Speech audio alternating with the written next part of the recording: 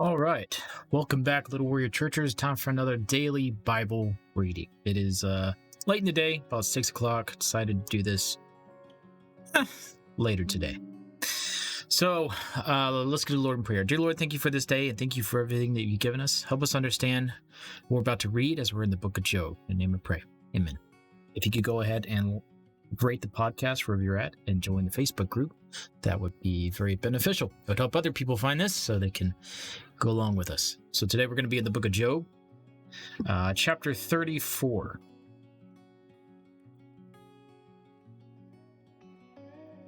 And there's only 42 chapters, so we're almost to where Yahweh comes in and pretty much tells Job off.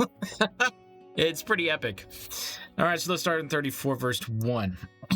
Moreover, Elihu answered, Hear my words, you wise men. Give ear to me, you who have knowledge. For the ear tries words, as the palate tastes food.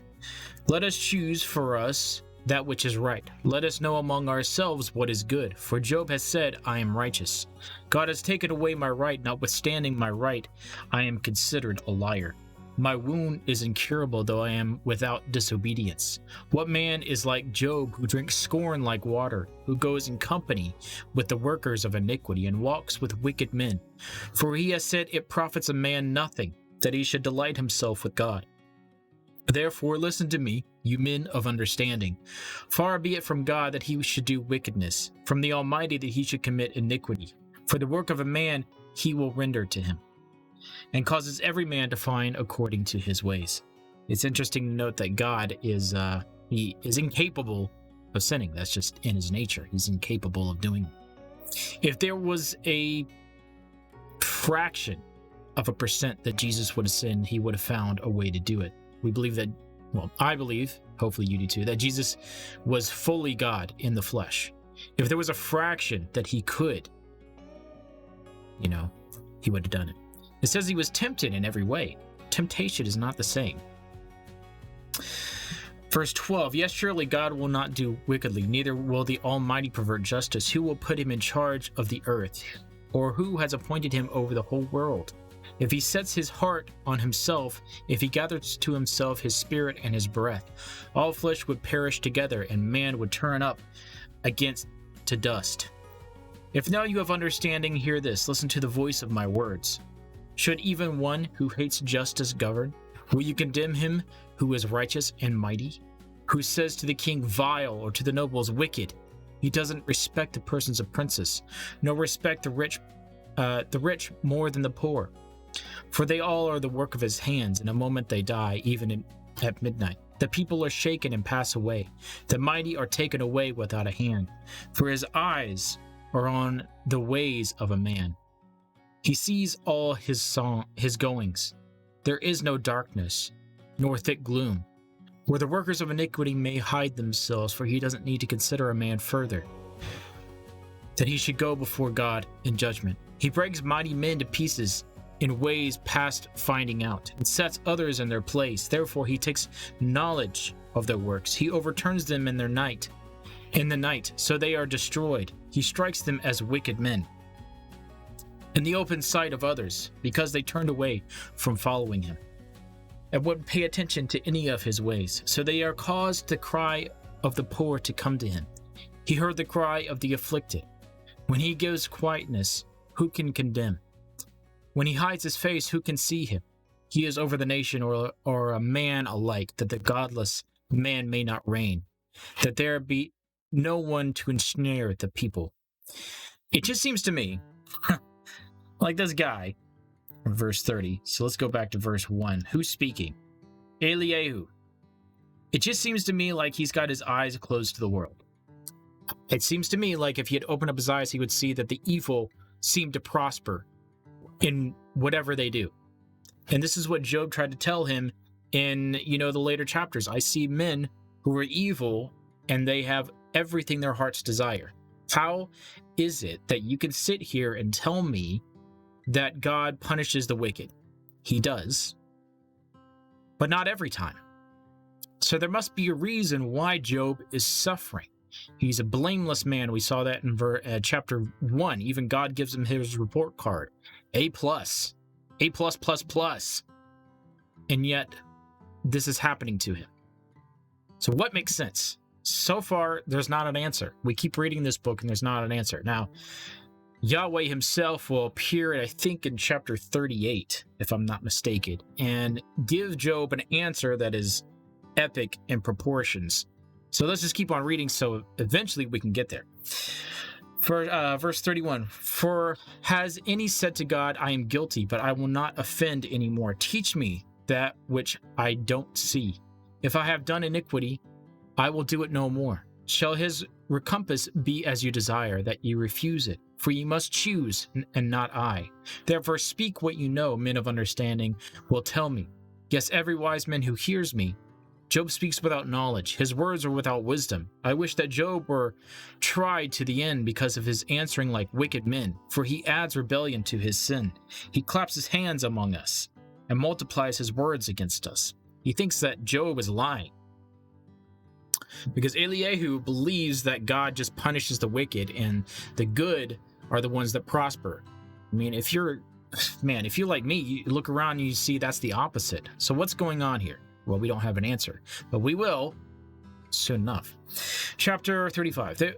Moreover, Eliyahu answered, do you think this be your right? Or do you say, my righteousness is more than God's? That you ask, what advantage will it be to you? What profit will I have more than if I had sinned? So he thinks that Job is a liar, and he's making himself out to be more righteous than God, because God is punishing him for no reason. That's what Eliyahu is trying to say to Job, trying to get him to come to, I guess you could say, quote unquote, reason, which is, he's obviously not true. Verse 4, I will answer you and your companions with you. Look to the skies and see the skies which are higher than you. For if you have sinned, what effect do you have against him? If your transgressions are multiplied, what do you do to him? If you are righteous, what do you give him? Or what does he receive from your hand? Your wickedness may hurt a man as you are, and your righteousness may profit a son of man. By reason of the multitude of oppressions they cry out. They cry out for help by reason of the arm of the mighty. But no one says, where is God, my maker? Who gives song in the night? Who teaches us more than the animals of the earth, and makes us wiser than the birds of the sky? There they cry, but no one answers, because the pride of evil men. Surely God will not hear an empty cry, neither will the Almighty regard it. And that is probably the only thing that he has said true. God will not hear an empty cry. Neither will the Almighty regard it. How much less when you say you don't see him? The cause is before him and you wait for him. But now, because he has not visited in his anger, neither does the greatly regard arrogance. Therefore Job opened his mouth with empty talk, and he multiplied his words without knowledge. He's saying, Job, you are stupid. What you're saying is just stupid. If only Eliyahu could realize that he's taking a truth about God, blowing it out of proportion, which is God condemns the wicked, he scourges the wicked, and only the good prosper. That's good. That's true to a point, but he's blowing it out of proportion, and now it's not true anymore. This is what Satan does. He takes a truth, blows it out of proportion, or twists it in some way, and now it's not truth anymore. Chapter 36.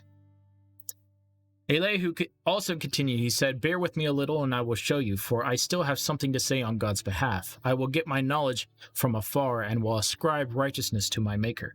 For truly my words are not false. One who is perfect in knowledge is with you. Behold, God is mighty and doesn't despise anyone. He is mighty in strength of understanding. He doesn't perverse the life of the wicked, but gives justice to the afflicted. He doesn't withdraw his eyes from the righteous, but with kings on the throne. He sets them forever, and they are exalted. If they are bound in fetters and are taken in the cords of afflictions, then he shows them their work and their transgressions, that they have behaved themselves proudly. He also opens their ears to instruction and commands that they return from iniquity. If they listen and serve him, they will spend their days in prosperity and their years in pleasures. But if they don't listen, they will perish by the sword and they will die without knowledge. He's talking about the kings, which is absolutely true. What he just said was absolutely true. Why? Because the kings were blessed by God to rule the nation. If they messed up, you better believe God was on their tail to get them to start acting right. They were supposed to have God's hand on them. So when they messed up, it was a big deal. Now, when we mess up, it's a big deal too. Don't mix my words here. But when they messed up, they were supposed to lead the way for the nation. So it was a big deal. Verse 13, but those who are godless in heart lay up anger. They don't cry for help when he binds them. They die in youth. Their life perishes among the unclean. He delivers the afflicted by their affliction and opens their ear in oppression.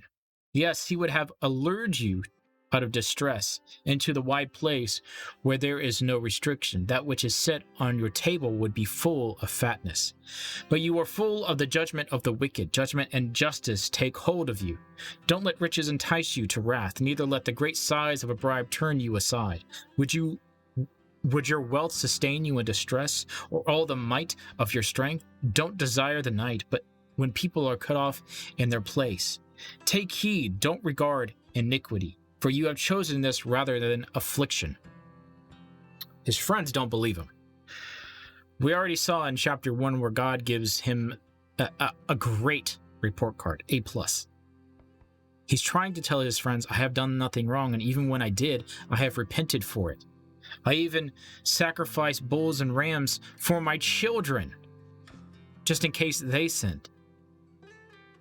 So his friends don't believe him. They think that he has led a wicked life secretly, and he's just not fessing up to it, making himself out to be a liar, and also making himself out to be better than God, because God is punishing him without cause, which would make God unfair. Verse 23, who has prescribed his way for him, or who can say you have committed unrighteousness? Remember that you magnify his work, about which men have sung. All men have looked on it. Man sees it from afar. Behold, God is great, and we don't know him. The number of his years is unsearchable. For he draws up the drops of water, which distill in rain from his vapor, which the skies pour down, and which drops on man abundantly. Indeed, can anyone understand the spreading of the clouds and the thundering of his pavilion? Behold, he spreads his light around him. He covers the bottom of the sea, for by these he judges the people. He gives food in abundance. He covers his hands with lightning and commands it to strike the mark. Its noise tells about him, and the livestock also concerning the storm that comes up.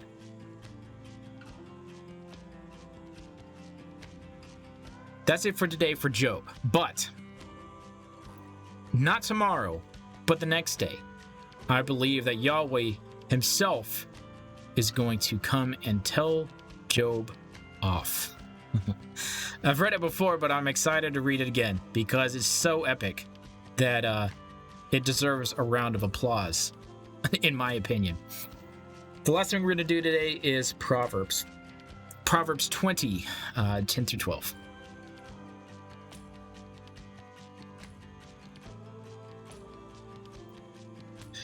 Differing weights and differing measures, both of them are alike and are an abomination to Yahweh. I think I would have to look that one up. I don't correctly understand it. Differing weights and differing measures. Both of them alike are an abomination to Yahweh.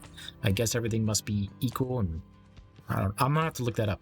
Even a child makes himself known by his doings, whether his work is pure and whether it is right.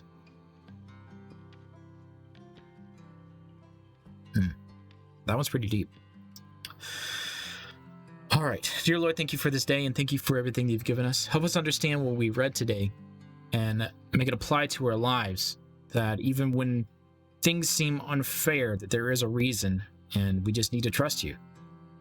You see eternity, and we only see the now, and we have to trust you with that. Name and pray. Amen. Interesting to note, since I brought up time, is that time does not exist without mass and velocity. Right now, my body is subjected to mass and velocity. I'm on the Earth, and it's rotating at a certain speed. Okay? Let's say I had 2 CD discs. I had 2 CDs. I know that's obsolete, but let's talk about it. 2 CDs in one hand. They both weigh the same, obviously. Let's say one of them I left blank, and the other one I filled with 8 gigs of memory, because that's how much they take. I filled it up completely with information. How much do they weigh? The same. Now, one of them is blank, has nothing, but the other one has a lot of information on it. Now, why am I bringing that up? Because your personality, your DNA structure, not the DNA itself, but the DNA, the information encoded in your DNA, is all digital, if you will. Your personality, your soul, is not subjected to time and space. Why? Because it has no mass, has no velocity. With that said, where is God? He's a spirit. Time can only exist when there's mass and velocity. So God is spirit. He's outside of time. We are subjected to time right now. But when we leave this body, we will not be subjected to time anymore until he makes a new earth and new bodies. Right now, God can see all of time because he's not subjected to it. He came to earth as Jesus, and then he was subjected to time. I think that is one of the reasons why we should trust God even when we don't understand what he's doing, because he can see time in eternity, everything that's going on. Now, I'm not saying that we should just say, well, God, you are the ruler of the universe and I trust you implicitly. No, I understand sometimes you need to cry. I understand sometimes you need to yell at God. As long as you don't curse him, as long as you don't tell him off, I think he can handle it. He wants us to have an intimate relationship with him, and it's tough. It's difficult because we can't hear him. We can't see him, and it's difficult. But the Bible says all throughout it, this is a spirit walk. You must live in the spirit. You must live in the spirit. That's what it says over and over again if you look in certain spots. You must live in the spirit. And that's what we must do. If you're looking for God to appear to you and talk to you, it's not going to happen. This is what I wanted for the longest time in order for me to believe, but it didn't happen. And I wondered why. And I was thinking, well, he wants us to be in eternity with him. He wants us to be outside of time with him. How is he going to know whether we are sincere or not? How is he going to know if we are like Job or not? We love God no matter what he does, no matter what he does for us. It's just an intimate love. You're going to live out by faith, and you're going to live out in the spirit. A long 10 years of researching evolution has brought me to this place where I threw that stuff away because it's not what you think it is. Evolution, that is. And I hope that you think the same one day going through this and hearing the words of the Bible and it affecting you. I started reading Romans. My son was growing up before he passed away. He was getting taller, older. And I thought, what am I going to teach him? You know, the only thing that I've ever done is go to bars and clubs and try to pick up women my whole life. What am I going to teach him? Son, this is how you sleep with women. That's awful. What am I going to teach him? So I started thinking, I need to start teaching him some truths about this world, and I don't even know that. So I picked up a little Bible and started reading through Romans, and it started to change my life. It started to change what I thought about the world and everything. Sadly, before that, my son was in a tragic accident and died. And Little Warrior Church, which this is in dedication to him, because I firmly and honestly believe that I probably wouldn't have gotten to that point of looking at the Bible if it wasn't for him. He was born to give me a heart. And I hope somewhere in your life that can be the case for you too. You can stop seeing this world as a cold, inanimate object that evolution tries to tell you it is. What you worship, you will eventually become. If you worship this world and it's cold, distant, doesn't care about you, that's what you'll become eventually. If you care about God and his loving kindness, that's what you'll become eventually. With that said, I hope you guys have a fantastic rest of the night, and I'll see you tomorrow. Love you guys. Bye.